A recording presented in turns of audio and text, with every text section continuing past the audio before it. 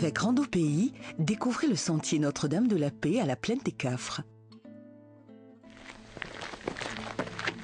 Si un sentier porte bien son nom, c'est celui de Notre-Dame de la Paix. En effet, dès les premiers mètres, il vous procure un sentiment de quiétude. Bonjour messieurs. Sentiment renforcé par une vue imprenable sur la rivière des Remparts. Un spectacle qui ne manque jamais d'impressionner les touristes métropolitains. J'ai fait les 3 cirques et c'est la diversité des paysages parce qu'en passant d'un cirque à l'autre, on voit des endroits où on est dans des forêts équivalentes des forêts de sapins, de conifères, où on pourrait se croire en Suisse par exemple ou en Scandinavie. Donc c'est extraordinaire d'avoir une telle diversité de paysages sur une même promenade.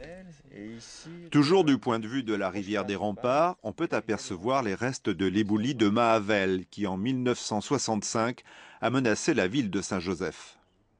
Les habitants ont d'abord cru à une éruption volcanique au niveau du piton de la Fournaise. Il n'en était rien. Un énorme éboulis s'est produit au niveau du rempart de Mahavel qui a encombré le bras de Mahavel et une partie du lit de la rivière des Remparts. Ce qui a occasionné d'ailleurs un énorme lac de boue. Les habitants ont eu très peur, notamment de Saint-Joseph, car ils craignaient une coulée de boue. Heureusement, le lac de boue s'est délité lentement et s'est résorbé naturellement. Mais le sentier de Notre-Dame de la Paix nous permet surtout d'aller à la rencontre d'une des plus belles forêts de bois de couleur déo.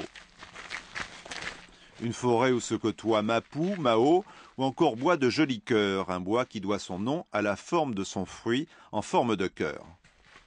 Ce bois, il porte un deuxième nom, c'est le bois de carotte. Alors, pourquoi le bois de carotte? Si on prend sa feuille et qu'on la froisse, on la porte au nez et on sent une odeur. Et cette odeur fait penser à l'odeur de mangue carotte, hein, l'arbre qui donne donc la mangue. Donc c'est son deuxième nom. Et sur ce sentier, on va le voir, les senteurs ne proviennent pas que des arbres. Là, je vais vous faire découvrir la flouve odorante. Et vous allez me dire pourquoi la flouve odorante. Allez, tu veux sentir? Ah, ça sent la poussière, ça. Ça sent bon, voilà, c'est la flouve, c'est une herbe qui a une odeur assez particulière qui vient de ses racines. Dans un temps assez passé, les racines étaient distillées pour en faire de l'essence, notamment pour la parfumerie. Autre espèce rencontrée sur le sentier de Notre-Dame de la Paix, le thym rouge. Un arbre sérieusement braconné ces dernières années par des gens peu scrupuleux qui font croire qu'avec l'écorce de cet arbre, on peut faire des tisanes. Une pratique frauduleuse qui en plus met en danger la survie de cette essence. Ça servait autrefois uniquement à teindre le cuir en rouge, d'où son nom, tanne rouge, thym rouge. Et donc, dans le commerce, enfin sur les petits marchés, il arrive que des personnes vendent des tisanes de bois de rose, mais en fait, c'est pas du bois de rose, c'est du thym rouge qui donne à peu près la même couleur aux tisanes qui est vendu en tant que bois de rose. Voilà. Et puis, il y a une raison à préserver cette essence. C'est que les fleurs du thym rouge sont mellifères. C'est-à-dire qu'elles sont appréciées par les abeilles. Et ils donnent un fameux miel, le miel vert. Alors moi, en tout cas, je préfère un bon miel de thym rouge, un bon miel vert, qu'une tisane qui tanne le cuir.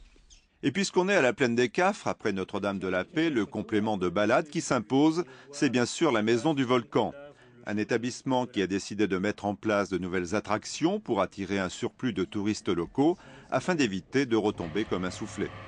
Il devrait y avoir normalement courant août un nouvel espace sur tout ce qui est colonisation sous-marine, donc avec un bathyscaphe, une sorte de sous-marin dans lequel la clientèle rentrerait, enfin, le public, pour pouvoir voir ce qui se passe au fond des océans lorsque la lave s'installe, d'accord ? Et ce serait également aussi au mois de novembre de 2008, où il devrait y avoir la Maison du Volcan, une vision aérienne de tous les paysages du massif du piton de la Fournaise. Enfin, la Plaine des Cafres, c'est également le pays du fromage. Un fromage que Sylvie Robert, dans son palais du fromage, sanctifie à sa façon sous forme de crêpes. Des crêpes qui font toujours le bonheur des randonneurs quelque peu affamés après leur balade sur les sentiers du volcan. Pour en savoir plus sur les sentiers fermés à La Réunion, tapez www.onf.fr et ensuite cliquez sur sites régionaux. Bonne balade à tous avec Rando Pays.